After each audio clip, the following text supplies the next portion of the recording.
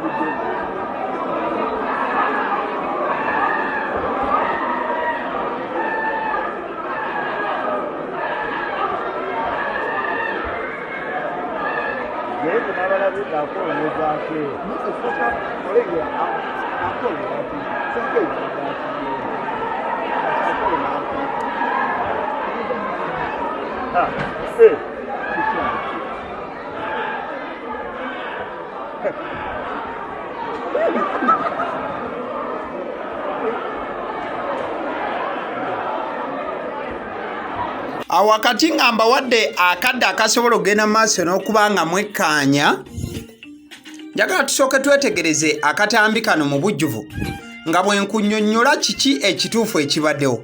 Oyo gw'olaba ye honorable, yes of course, Zaake ne bamukoona ne Sekukoona yenna. Babaka banne, yes of course, we bagendedde maaso n'okuba nti bajja Zaake omulengera ku side eno speaker ne bamuddusa. Speaker wuuyo bamuddusa, wuuyo bamufulume. Speaker olumuddusiza omukulu Moses Ali. Naye ne bamushieldinga abakuuma ne bamufulumya.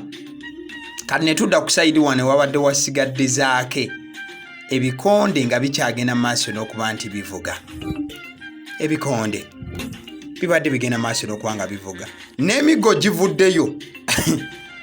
Okwesindika naye ng'abo bonna abeesindika babaka, wabulanga mu bo okusinziira ku babaka bano mubaddemu aba security ababawagikiddwamu. Mu bo mubaddemu aba security abagenze maaso n'okuba nga babazizikibwamu. Era bwe bikidde nga Zaake wuuyo ali mu bulumi obungi akaaba. In fact, Mfunye ekifa, yes, Zaake wuuyo nga obulumi bumuta olwa injury zagenze maaso n'okuba nga afuna, ate babaka we beegwira nga bagenda maaso n'okuba nti beesindika n'okuba nti bagwa, olw'ensonga bahadde balemereddwa okuba nti basitula Zaake. Ani awuttudde Zaake? Omukulu gw'ogenda maaso n'okuba nti olaba eddakiika eno yagenze maaso n'okuba nga akuba Zaake ne Sekukuba yenna. Akubye Zaake era MP munne.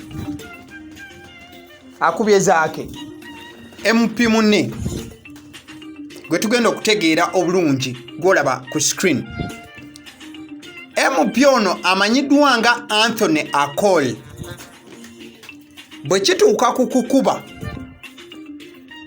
MP ono takuba ne bakuba. Si gwe mulundi ogusoose nga MP ono afunye ebikonde n'akuba MP munne, ate era ng'amukubira mu parliament. Kwegamba muba mukuba MP abaaleetebwa mu parliament, mulimu ba MP oza balina okubeera mu wrestling. Olunaku olwaleero parliament y'eggwanga Uganda egenze maaso n'okuba nga eteekebwako erinnya ly'oyinza okuyita House of Shame oba ennyumba ejjudde obuswavu ne Sekuswala yenna. Bwe twogera ku buswavu twogera ku bintu ebigenze maaso okubanga bituuka mu parliament y'eggwanga nyaffe Uganda olunaku olwaleero.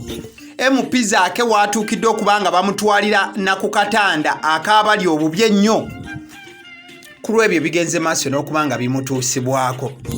Mu Luzungu tulina kye tugamba nti once is an accident but twice is a habit. Nti ekintu we kigenda maaso n'okubanga kibaawo mulundi gumu esobola okubeera accident, wabula we kigenda maaso n'okubanga kibaawo mulundi ogwokubiri ogwo guba gufuuse muze. MP agenze maaso n'okubanga akuba Zaake ye MP wa Clark North. Omukulu oyo amanyiddwa nga Anthony Akol. Wabula okujjukizaako obulungi ennyo ne mu mwaka gwa 2020 kampulaga ekifaananyi kya MP oyo ne mu mwaka gwa 2020 yagenda maaso n'okubanga akola ekintu kye kimu ekyokubanga awutula MP munne. Kyakoze olwaleero ku Zaake yakikolako. Bw'obanga ojjukira bulungi omwaka gwa 2020 oba gonza okuyita 2020 MP ono gwolaba Akol yagenda maaso n'okubanga akuba eyali MP wa Arua County omukulu MP Odonga Oto era nga naye yamuwutulira mu nnyumba muno ya parliament. Ekitegeeza nti ebibaddewo olunaku olwaleero tebibadde bipya. MP ono bwagenze maaso n'okubanga akuba Zaake. Naye nga bino byonna bigenda maaso n'okubanga biba wakati mu kuteeseganya okw'okubeera nti emmwanyi okusinziira ku balimi baayo yandigenda maaso n'okubanga efuuka toge oba ne tugenda maaso n'okubanga tugirunga mu mmindi singa ebiteesebwako essaawa zino majority nga bweyimiridde mu parliament bigenda maaso n'okubanga biyita bigenda maaso n'okubanga bituukawo.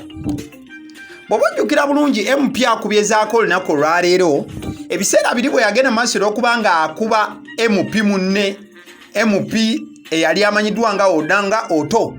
Omukulu ono yagamba nti yali agenze maaso n'okubanga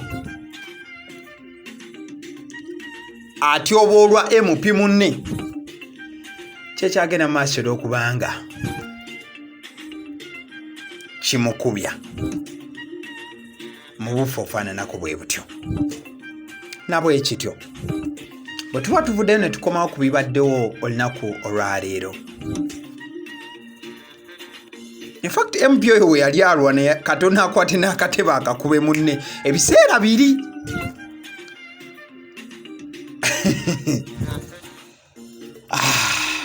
Kale tukomewo wano naye ebintu bizibuzibu. Zaake olutalo luno engeri gye lugenze maaso n'okubanga lutandikamu. Zaake mu butambi obusoose okubanga butambula yalabiddwako ng'agenda maaso n'okulaga obutali bumativu eri sipiika wa parliament. N'amugamba nti omu ku bali ku security ya sipiika gaye abadde ayimiridde emabega wa sipiika nti abadde alina emmundu. Era Zaake n'asaba security wa sipiika agende maaso n'okubanga akeberebwa ng'amateeka bwe galagira. Kye bagenze maaso n'okubanga bakola. Bwe bakikoze owa security oyo abadde alina gy'oyinza okuyita radio call, wabula sayidi emu nga waliwo ekintu ekizimbye. Zaake ye kyabadde agamba nti omusajja abadde ne pisto mu buufu obwo. Ne balema okuba nti bakwatawo era gayina atakeberebwa nga bwe kibadde kirina kubeera nga kikolebwa. Wabula wakati awo Zaake agenze n'alumba MP Akol amugye mu kifo kye atuule. Kumbe Zaake tamanyi musajja gwalumbagana. Omusajja yali akubyeko MP munne mu 2020 ate laba amwenganga muganda wange.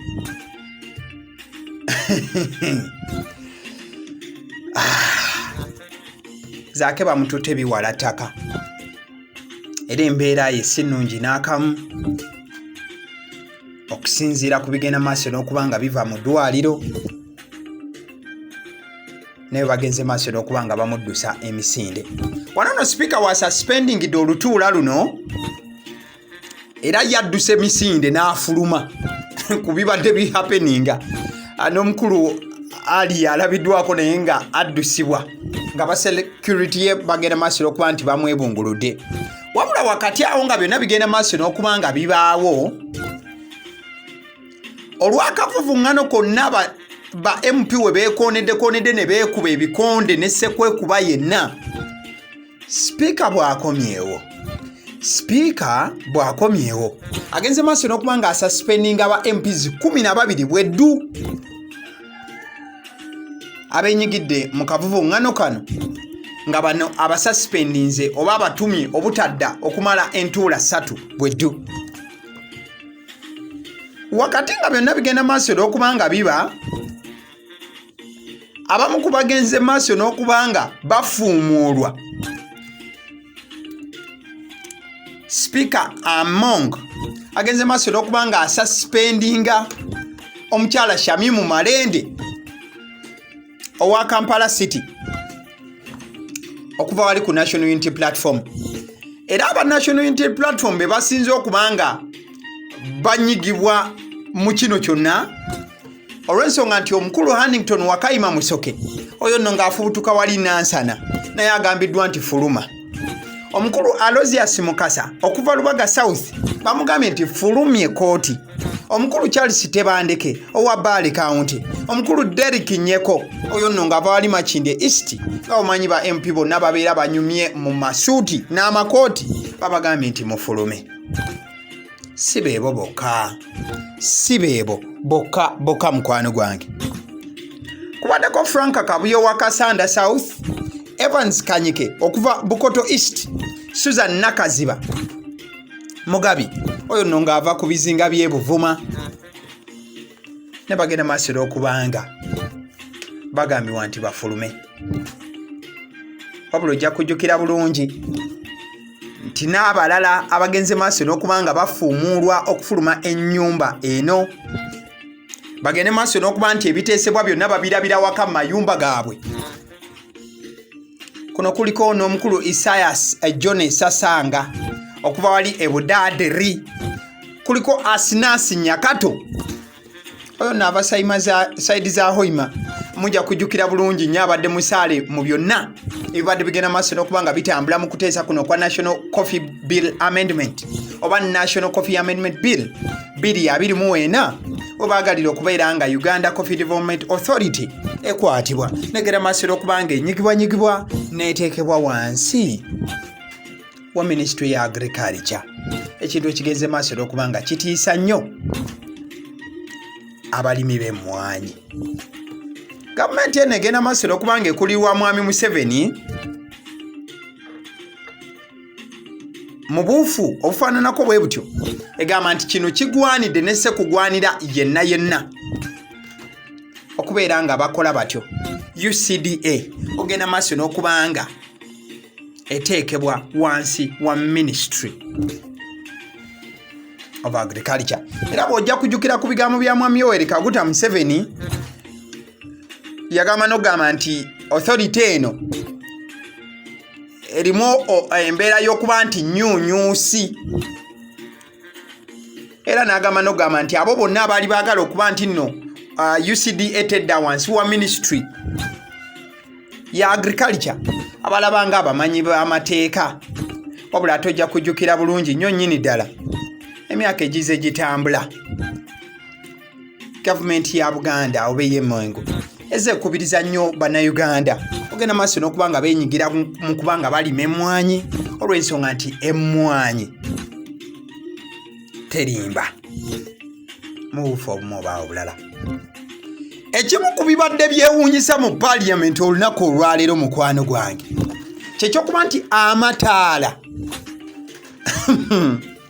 mu Parliament y'eggwanga Uganda nago gagenze maaso n'okuba nga gaggyibwako. bannamawulire wuliriza bulungi munnamawulire alina okubeera mu parliament n'akuweereza ebigera maaso okubanga be happening bagenze maaso okubanga nabo babateeka nnyala mukadde security wetandikidde okubanga ekiryalinga parliament n'okubanga ba MP babasikanga obwana obuto bagende maaso okubanga bafulumizibwa wabula kyolina okumanya mukwano gwange MP Zaake bw'amanga agenze maaso n'okuba nti atwalibwa mu ddwaliro ate ba MP abalala 12 ne bagenda mu maaso n'okubanga nabo batwalibwa kipayopayo ne bafulumizibwa mu ngeri y'obbasuspendinga mukwano gwange enamba eba eyongeredde ddala okukendeera oba ontegeera bulungi nti essaawa zino abantu abagenda maaso n'okubanga bawagira UCDA okubeera nti efufunyazibwa eteekebwa wansi wa Ministry ya Agriculture enamba yaabwe eri waggulu ddala